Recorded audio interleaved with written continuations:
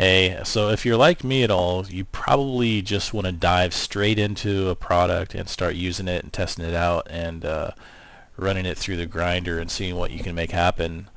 And you probably don't like reading instructions very much or watching the getting started videos. So I encourage everyone to watch the getting started videos because I know you'll get a lot out of them, but if you just have to jump forward really quickly and start playing with the tool, then there's a couple things you definitely need to know to avoid getting frustrated or misunderstanding what you're seeing.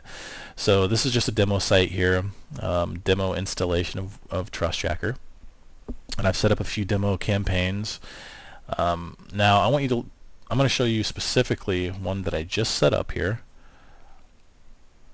And essentially what we have here is I just set up a campaign and then I put the destination URL as YouTube, although I would probably a better example would be a specific YouTube video, but it's not really necessary. And then I'm going to show you what happens if you try to send traffic to a YouTube video in here. So we'll click on our little test icon it shows, and this is what you're gonna see. There's nothing there. It's just a blank page, and that's because YouTube has what they call like a frame buster or some sort of limiting code that limits us from showing their website in a frame on our website.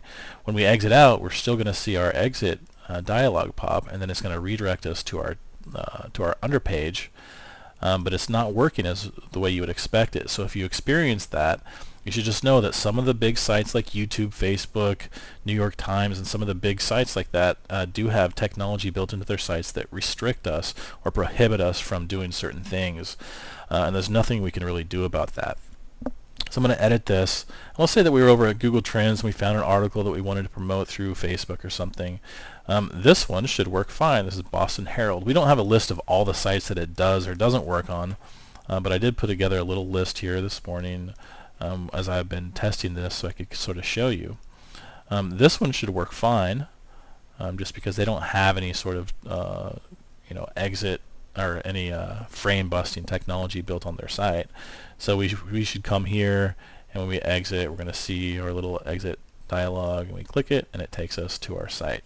Exactly what we would expect to happen.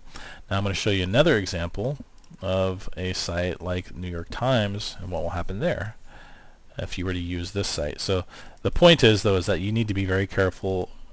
It's fine to just test out different URLs, but generally speaking, there are going to be quite a few different websites that have the same sort of content, so you don't have to use something like New York Times. So you see this immediately, this pops up, this exit dialog that's not what we would expect, and it's because New York Times has this built-in script that limits what we can do here. So no matter what you push, you're going to be confused about this issue. So what you would do in that case, so let me show you again the example. URL is a New York Times article. So what we probably did is we came in here and we found an article that we wanted to share on Facebook, and we just happened to randomly choose this one. And this URL, unfortunately, they have built in the frame buster script into their site. So if you share a site, or if you place a URL into your campaign and it shows some really strange behavior like that, where it's like a blank URL, or you get that pop-up immediately as soon as you test it, then just know there's nothing wrong with TrustJacker. This is just the way that some websites work. So they'll either break you straight out, like right now we're not in a frame, so they'll break you out of the frame and you'll be like, what's going on? The pop-up's not working. That's because they're using frame blocking or frame busting. Or you'll see that pop-up like I just showed you, pop up before you even move your mouse. You don't mouse out of the page or anything, and you're going to see that.